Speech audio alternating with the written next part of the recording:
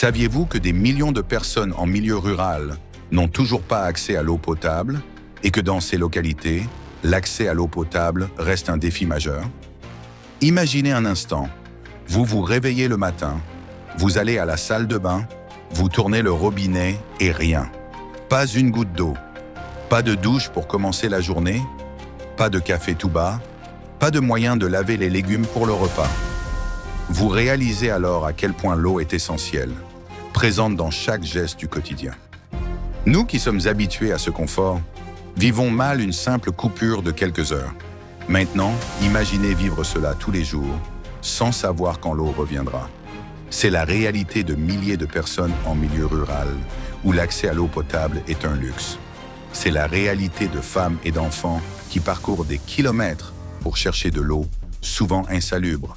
Cette réalité, celle de devoir vivre sans eau potable, le Sénégal a décidé de la transformer. Grâce à la phase 2 du projet d'approvisionnement en eau potable en milieu rural, beaucoup de personnes vont enfin avoir accès à une ressource essentielle, l'eau. Car donner de l'eau potable à 2 millions de Sénégalais, c'est l'objectif du projet. Récemment, le Premier ministre Ousmane Sonko ainsi que le ministre de l'Hydraulique se sont rendus à Fass Touré, dans l'arrondissement de Darou Mousty, département de Kébémer, région de Louga, pour lancer officiellement les travaux de ce projet ambitieux.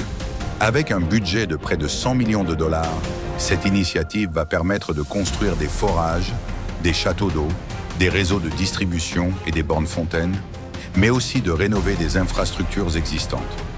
Concrètement, cela signifie que des familles n'auront plus à parcourir des kilomètres pour chercher de l'eau et que les maladies liées à l'eau insalubre diminueront considérablement. Ce projet, c'est bien plus qu'une solution technique. C'est une promesse de dignité, de santé et de développement pour les populations rurales. Les travaux, qui dureront 30 mois, comprennent 85 forages, dont 35 nouveaux et 50 renouvelés, 89 châteaux d'eau, dont 35 nouveaux et 54 rénovés, 1450 km de réseau de distribution, 5 unités de potabilisation et de traitement de l'eau, 85 abreuvoirs pour le bétail et 300 bornes fontaines pour les populations, 18 200 branchements particuliers et 5 250 compteurs renouvelés. Ce n'est pas qu'un projet, c'est un symbole fort, de la dignité retrouvée, du progrès au bon port. Dans chaque goutte, un rêve, une chance, un élan, pour que le monde rural avance fièrement.